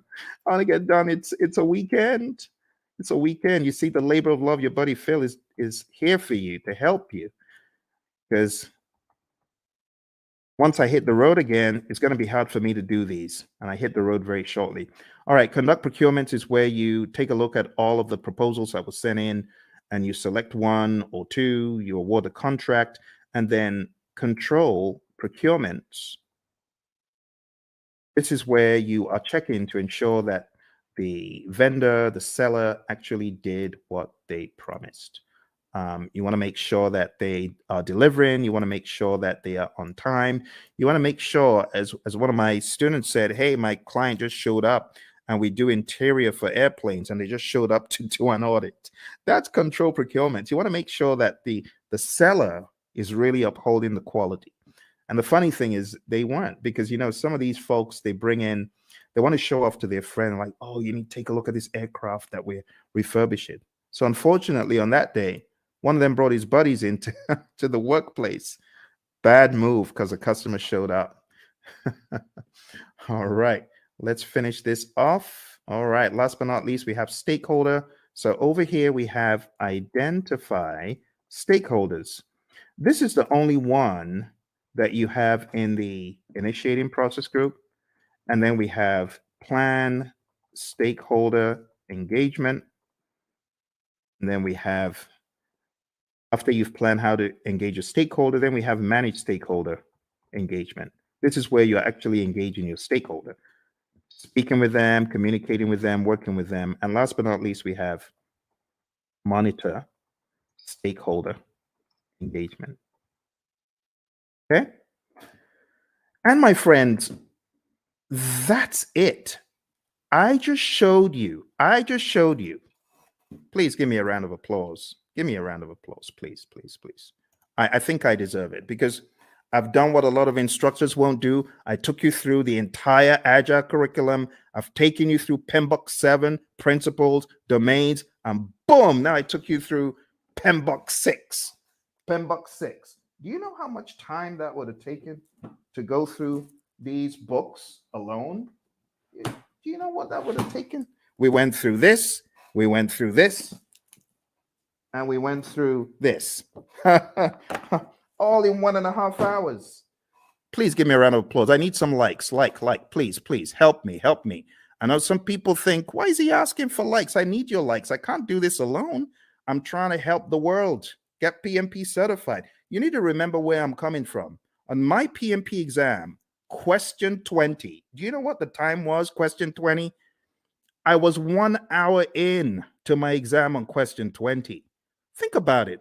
If this exam has 180 questions and this guy's only done 20, how many hours does he need to finish the exam?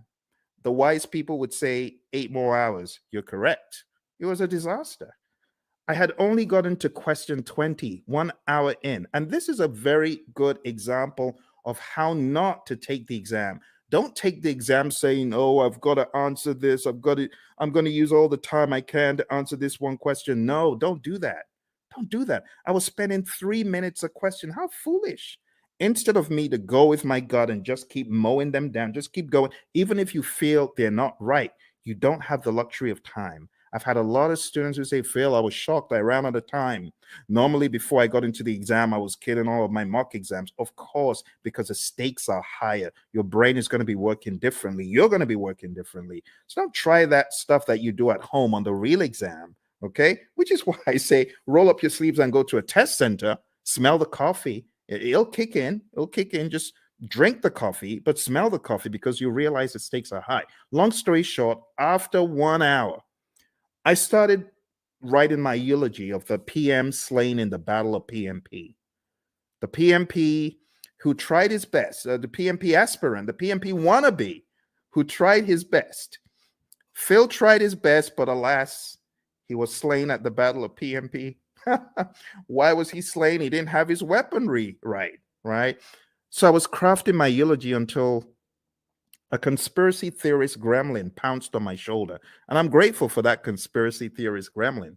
And the gremlin said, the PMI is looking at you from behind the scenes, and they can see that you got all the questions wrong, and they're giving you more of those questions. You got risk wrong, and they're giving you more risk. You got schedule wrong, they're giving you more. Why don't you go to the back of the exam? It was a crazy thought, but this is what got me out of the exam alive.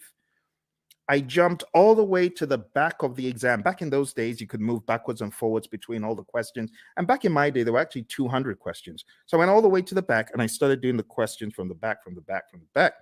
Truth be told, hey, use this. Use this as the fire escape. For me, it was the fire escape.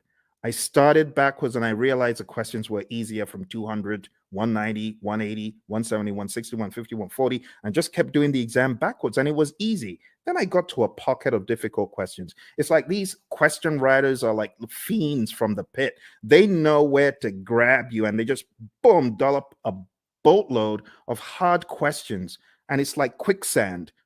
Don't be moved by that. You can jump over the quicksand, or you could just do C, D, E, C, C, C, whatever the options are, but don't get stuck in the quicksand. I didn't get stuck in the quicksand. Kept mowing them down. I think I had a pocket of difficult ones in 120, kept going back around 70 something, difficult ones around 50. I didn't care. I was just mowing them down, doing my best. And then I got back to question 20. And guess what the time was? 3:55. Pretty much I had 5 minutes left. And the question is, am I going to start changing stuff, or am I just going to end the exam? Took a deep breath. Boom, end the exam. And then the screen goes blank. You've been selected for a survey. We would like to find out, did you enjoy your exam experience? Was it clean? Did you like the staff members? Oh my goodness. Now I have to go all the way through this ridiculous survey saying, I liked it, I didn't like it. But remember, the conspiracy theorist gremlin is saying, fail, you got to say you like it, because if you said you don't, you're going to fail. So what did I do? Yes, I liked it. It was good. It was clean, even though it was dingy and dim lit. Everything was good. It was good. It was good. It was good. Then press the end button and the screen goes blank for like an eternity. Congrats. You've passed the exam. Talk about being chased by, you watch those TikTok videos of crazy bear out of somewhere in Colorado, those bears. That was me. I felt like I had run from the crazy beast. And that's why I do what I do. Because when I came out of the exam, I promise that if I come out of the exam alive, as I'm writing this crazy exam called the PMP exam, I'm promising if I come out of this thing in one piece, two promises. Number one, I promise I'll never curse the PMI. I won't curse them as I always have been. And number two, I promise I'll tell everyone anything in the world that moves. I'll tell them this exam crazy. Crazy exam, crazy exam. That's why I say take no prisoners. Do everything you can before you find yourself in front of that computer monitor. Do everything you can. All right. Final thing we're going to talk about today, my friends. I'm going to show you the PMI's secret sauce for the PMP exam. They have a secret sauce for the exam, and that secret sauce is encapsulated in a document. And the document is simply called PMP Exam Content Outline. I'm going to put that in the link so that you can download it and read it. I'm showing you where all the treasure is buried tonight, my friends. You know, like I said, I'm hitting the road again. I don't know when next I'm going to be able to do this. It's going to be a while. Here we go. Here we go. That is the PMP Exam Content Outline. And I'm going to go over the outline with you, but I'm not going to do it the usual way. I'm going to do it differently.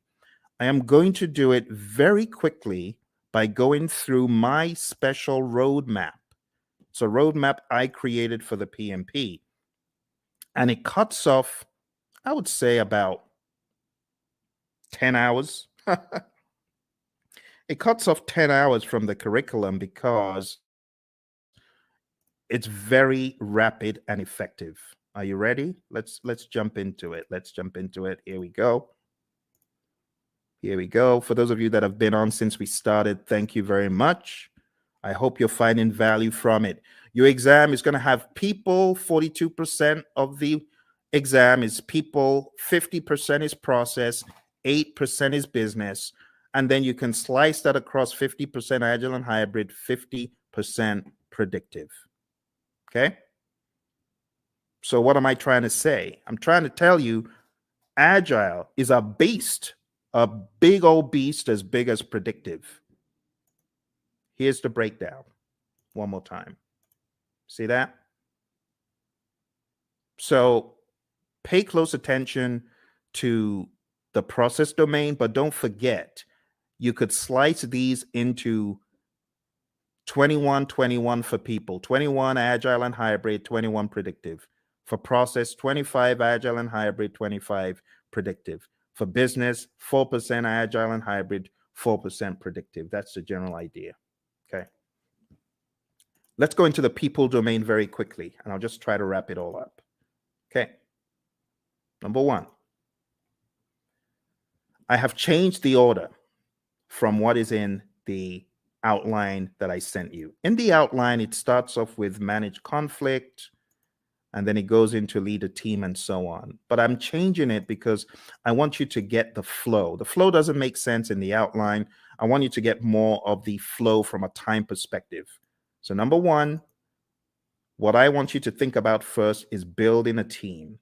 You build a team, and then you begin to define the team ground rules, do's and don'ts, and acceptable behavior.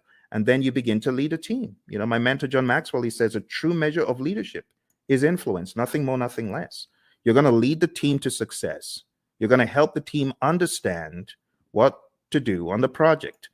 Leadership is all about example as well. The Hersey-Blanchard model is also a very good one to talk about here. If you haven't heard about the Hersey-Blanchard model, this is it. The thesis of the Hersey-Blanchard model is you need to be a situational leader.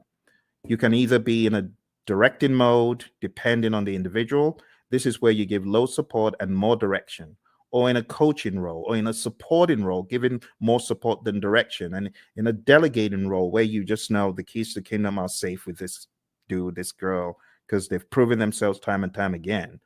But you don't always stay in one quadrant. You move around depending on the individual and the circumstance. With someone, you could have a delegating approach, but if you change the environment, you may need to have a more directing approach with that same individual. And that's the general idea. The other thing that you really need to know for your exam is the 5 stages of team development: the forming, storming, norming, performing, and adjourning. This will help you on the questions. There's also subtle lingo used. So when it comes to forming, the team members are independent. When it comes to performing, the team members are interdependent. So you got to understand PMI's lingo when it comes to these. I would say it's worth checking how they discuss the 5 stages of team development, or Tuckman's ladder, Bruce Tuckman's ladder. Also, as part of your journey, know the 10 tenets of servant leadership: listening, empathy, healing, awareness, persuasion, conceptualization, foresight, stewardship, commitment to growth of people, and building community. You already know the PMI isn't going to do this in parrot fashion, but you do need to be very comfortable with the narrative. Also, for the people domain, you need to understand the Thomas Kilmann conflict mode instrument. There's no image of this in the PMBOK guides, any publications from PMI, but you need to realize that you could be somewhere in the middle as far as your approach to conflict, or you could be very forceful to get your way, or you could be in a collaborate or problem solve mode, which means you're assertive about your needs and the other person's needs. You could be in the avoid or withdraw mode, or you could be in the accommodate or smooth mode. The accommodate or smooth means you're more focused on the person's needs than yours. Avoid or withdraw means you don't care about yours or the other person's needs. You just want to escape. And that's okay. But avoid or withdraw is not the end. You could be back. You could be back with some additional backup. It depends. Okay. So there they are again. The Thomas Kilmann conflict mode instrument, PMBOK 6, page 349. If you're in PMBOK 7, it's talked about differently. It's kind of wonky because it kind of went off something else instead of sticking to the Thomas Kilmann conflict mode instrument itself. This is what I would recommend, though, for your exam prep. Okay. So going back, we've talked about 6, 12, and 2. The other things you need to know for your exam: definitely understand how you as a leader should build shared understanding. Then we go to task 5, ensuring team members and stakeholders are adequately trained, which is a no-brainer. Number 13, mentoring relevant stakeholders. Whether you're the scrum master or the project manager, you should mentor. Empower team members and stakeholders. Manage conflict. This is where the whole conflict dialogue now comes in. Number 11, engage and support virtual teams. Understand the concept of the fishbowl window. Number 9, collaborating with stakeholders. Number 7, addressing and removing impediments, obstacles, and blockers. Number 3, supporting team performance through the application of emotional intelligence. Number 14, I beg your pardon, promoting team performance through the application of EI. And number 8, negotiating project agreements. Now, 3 and 14 are very close. Supporting team performance and promoting team performance, they're very similar. Supporting the team means you're there for them, you big them up in a meeting, you don't throw them under the bus. Promoting team performance through the application of EI is different. This means you are emotionally intelligent. Emotional intelligence means you're able to control your emotions, bridle your emotions, and you're also able to influence the emotions of others. And that's the people domain very succinctly, okay? As easy as ABC. But don't forget, in the document I sent you, every one of these is broken down into smaller enablers. I would recommend going through the PDF that I put in the chat. That will help get you to excellence in this. Okay, let's move on to the process domain. Before we get to the process domain, I really want to accentuate a couple of tools. Okay, the stakeholder power interest grid is big. Make sure you understand that before your exam. You could have the power interest grid, the influence impact grid, and other allotropes of it, and understand the planned stakeholder engagement process. This is where we have our stakeholder engagement assessment matrix. I call it the SEAM. This is where you have your current state of the stakeholder, and that is your desired state. They're currently unaware. You want them to be supportive. The question for your team then becomes, how do I get Bob from an unaware stakeholder to supportive? What are the actions that we need, right? And those are the actions that you got to discuss. So this is a great conversation piece for the real world as well, okay? In the task of collaborating with stakeholders, in which process do you build trust and gain support from stakeholders? What do you think? A, B, C, or D? All right. I'll go quick. So the answer to this, my friends, is where you are communicating with the stakeholders and working with them. And therefore, the best answer is manage stakeholder engagement. You won't get questions like that on the exam because those are very prescriptive to process name, but still you could get the process names expanded upon and camouflaged. So you do need to know what you're doing in each process. Here's another one. On your agile project, when facilitating a meeting with stakeholders, it is critical to do what? Is it hold the meeting in person? Is it develop and distribute an agenda prior to the meeting? Is it bring snacks? Or is it use technology to record the meeting so you can reference as needed? What do you think? Which one is more agile than the others? Which one makes sense? Okay, so which one is critical? In which one would the meeting sink if you didn't do it? Think about it. It's like a trick question. But you're not required to hold meetings in person in the world of Agile. You don't have to bring snacks and you don't have to record, but it would make sense. For example, if you're holding a retrospective, it would make sense for you to have an agenda and for you to share that. Okay. So this is an example of how, oh, looks a little bit difficult. Am I in the world of predictive? Or mine, it sounds a little bit predictive in the answers, but it says agile. So you got to be ready to face things like that. All right, let's move into the next domain, which is process. Okay. As usual, we have our roadmap, and these are the things we've just talked about. So I'll be very quick.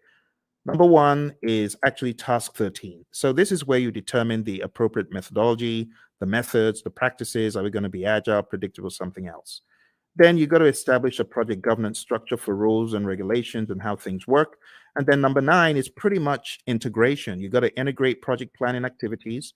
Number 17 is plan and manage project or phase closure, pretty much close project or phase, which we've already looked at today. Number 8, plan and manage scope. Number 6, plan and manage schedule. Number 5, plan and manage budget and resources. So at a high level, number 8 is really scope management that we looked at. Number 6 is schedule management. And number 5 is budget and resources. I'm sorry, it's a little bit obscured because of the color on the screen. Number 7, plan and manage quality of products or deliverables. That's quality as a knowledge area. And all of these also double in the world of agile. Don't forget. Number 3, assess and manage risks. We've taken a look at that. Number 12, procurement management, pretty much. Number 1, execute the project. Now we can execute the project. After you've done all that planning, now you execute with urgency to deliver business value. Number 16, ensure knowledge transfer for project continuity. Make sure that you're transferring the knowledge, because if that person leaves, what's going to happen? That needs to be your question. All right, manage project issues, have an issue log. Make sure you chase those impediments as vehemently as possible before they eat you alive. So we talk about impediments, obstacles, and blockers. So the question is, what is the difference between an impediment, an obstacle, or a blocker? And the answer is an impediment slows you down. An obstacle is in the way. Now you can go around it, you can go over it, but when it comes to a blocker, you're stuck in your tracks. You're stopped. That's really bad. They're all bad, but blockers are the worst because they just stop you in your tracks. You can't move. When we talk about managing project issues in the world of predictive, all of those things are in your issue log. You got to go after them.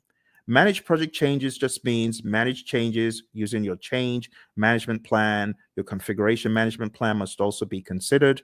This is manage project artifacts. 3 artifacts in Agile. Who remembers?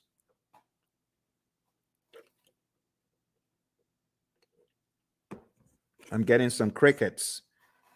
3 artifacts we talked about. Does anyone remember?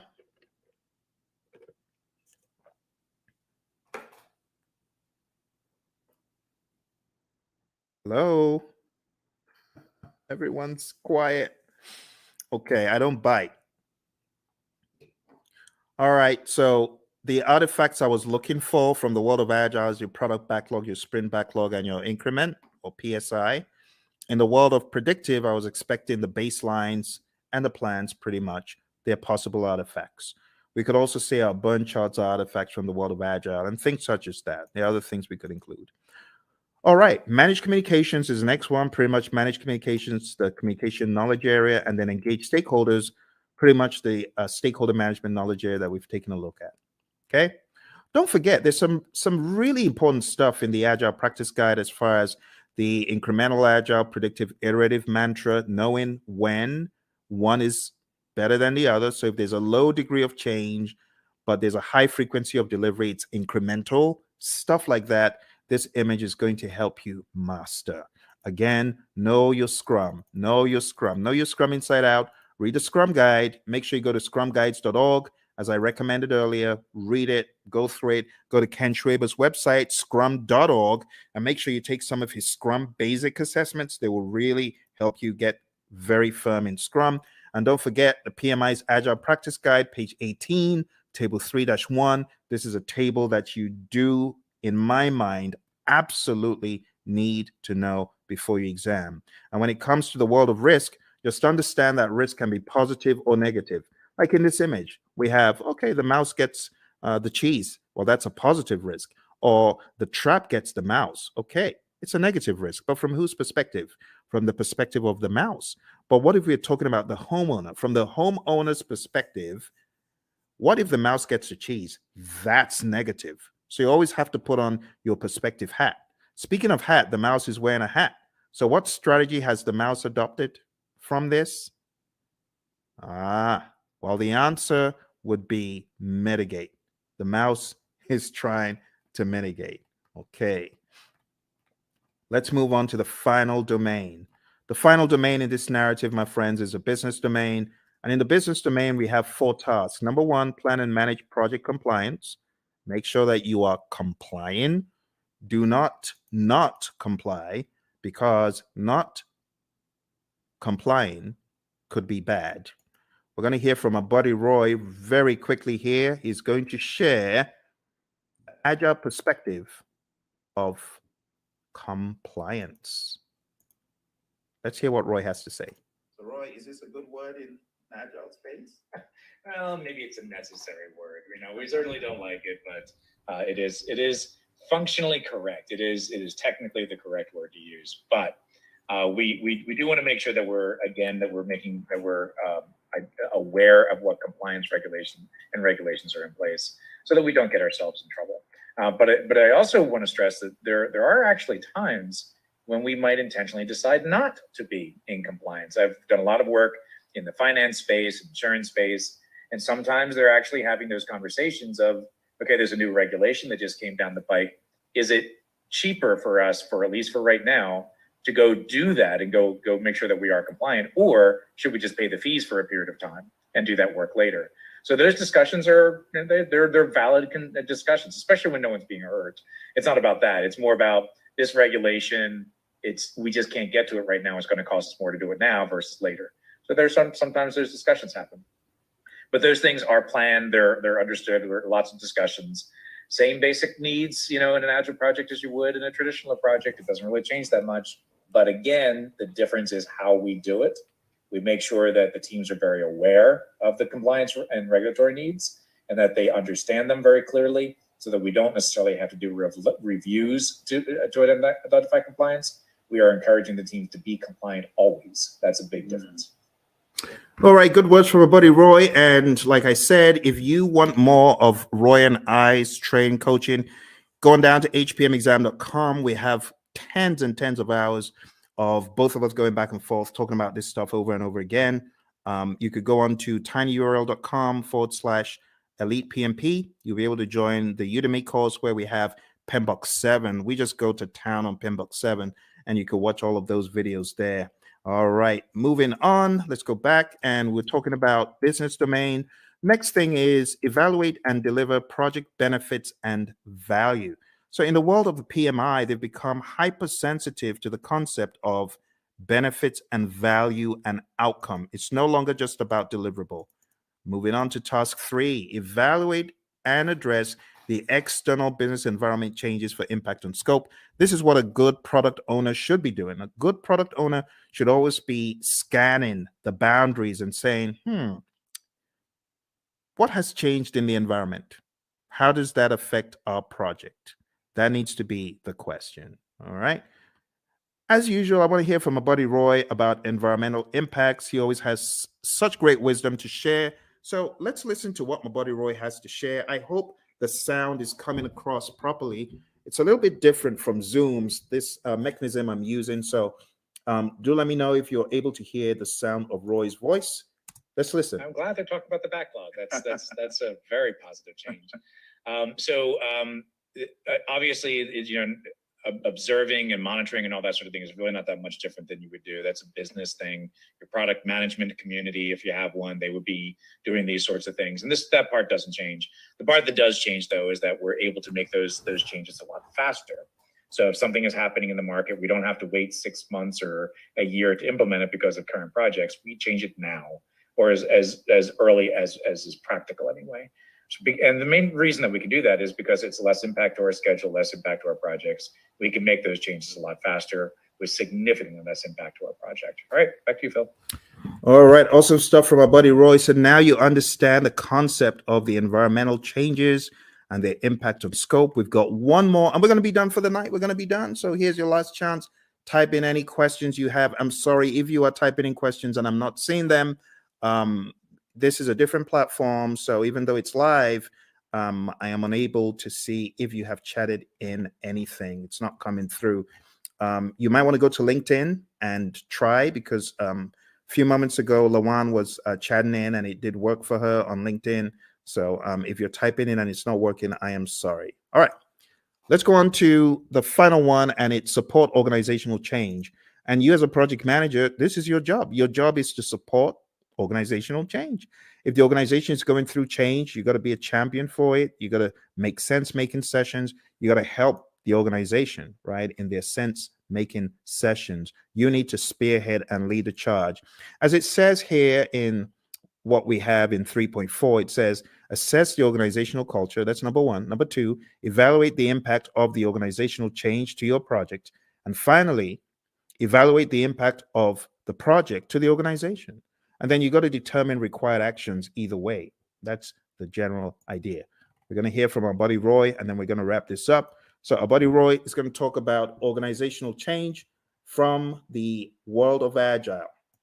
Let's hear from Roy. So Roy, how do we think about supporting organizational change from this perspective? Yeah, this is huge in the Agile space. And the main reason is to enable Agile to work properly, you need to change the organizational culture. It has to happen. To support things like, experimentation and the ability to fail and, removing impediments as quickly as possible. All of these things may be contrary to the way that your organization is set up and contrary to the culture. So as project managers, as scrum masters, you need to be evangelists and champions of the process and encourage that change by educating your leaders, educating your business partners, your stakeholders, making sure they really understand what this is all about. Organizational change, let's say this, the biggest barrier to Agile adoption is organizational culture. So if you're looking for one thing that's going to be your biggest problem, it's the organization itself, the culture of the organization. So you need to pay particular attention to that, because you're going to see behaviors that are more traditional in an Agile environment. But in an Agile environment, those traditional behaviors don't work, right? If you're expecting to see things the same way, do things the same way, and just do Agile, you will fail. It will not go well for you. You may get some benefits, but eventually you're going to start seeing where the organization is going to get in the way, and you will start very quickly falling back into traditional approaches because this Agile thing doesn't work here, right? And it's not that Agile can't work there, it's that your organization is just not changing to allow it to happen. All right, Phil, back to you. Awesome stuff as always from my buddy Roy, my Agile coach. Thank you, Roy. And with that, my friends, we are done. Or are we? There's one little piece left that I like to throw in at the end, just to help you see how far we have come. Because when I tell you we've climbed 1,000 mountains, you better believe it. We've climbed so many mountains that you won't even believe. When you see the roadmap of everything we've done tonight, you won't believe how much we've done. We've done a boatload of stuff. We've done so much stuff, it could actually be a little bit mind-boggling to you. So what I like to do at this point, I like to show like a roadmap of all the intricacies of the PMP exam. So let me just go over them one by one. First of all, we've talked about the world of predictive. We've talked about the world of agile. We've talked about the people, process, and business domains. We've talked about Scrum. We've talked about Kanban. We've talked about the Agile Manifesto, talked about the Agile Manifesto values and principles. And then I've shown you PMBOK 7. I've shown you PMBOK 6. I've shown you the 12 principles and the 8 domains. Wow. My goodness. Okay, let's put it all into perspective. I'm going to show you one more image to bring it home. This is going to be the coup de grace. It's going to help you see everything in one place. Okay. But are you ready? I hope you are. This is going to go pretty deep. Let's take a look. I call this the PMP mind map. PMP mind map. And this mind map encapsulates the entire journey. I think at the end of it, you'll probably appreciate all the work you have been doing, actually. All the work you've been doing to succeed on your PMP, you're going to see it come to light here. All right. Here we go.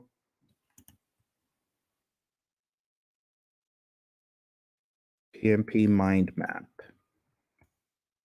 You might have seen a video where I talked about this in the past, but it's always new because of the enormity of what we have done tonight. You ready? Okay. You take myself off the screen so that you can see it. All right. So we've talked about everything here in the world of Agile. See that? Let's zoom in. Agile. Talked about the manifesto, talked about servant leadership, talked about charters, and these are some other pages that you need to focus on. We talked about predictive, 5 process groups, 10 knowledge areas, 49 processes, talked about the principles and the domains, talked about the PMP exam content outline. Quick note on hybrid, if you haven't already read pages 26 to 30 in the Agile Practice Guide, you definitely want to. And then we talked about Scrum. We went through the 353, and then coming to a wider view, we've talked about integration, scope, schedule, cost, quality, resources, communication, risk, procurement, and stakeholder. We've talked about people, process, and business. And then we've talked about some auxiliary things. I told you about my experience on the exam. You got to manage your time. I told you definitely take it at a test center. I wouldn't advise taking it at home. Bad things happen to some people who take it at home. Some people are able to escape unscathed, but trust me, when it happens, when the flying monkeys come out, it's no fun. And I know a lot of people who have encountered the flying monkeys. Get enough sleep for your exam and definitely do a lot of scenario-based tests. If you haven't taken my 200 question test, which you can find, actually, I've got 2 200 question tests on YouTube. If you haven't taken them, I highly advise that you do. I'm going to put them in the chat. Let's do that. So, well, my friends, thank you very much for joining me. I appreciate it. You take care, and don't forget, check out all the links, hpmexam.com, tinyurl/elite PMP, and tinyurl.com/elite CAPM. All right? You take care. All the very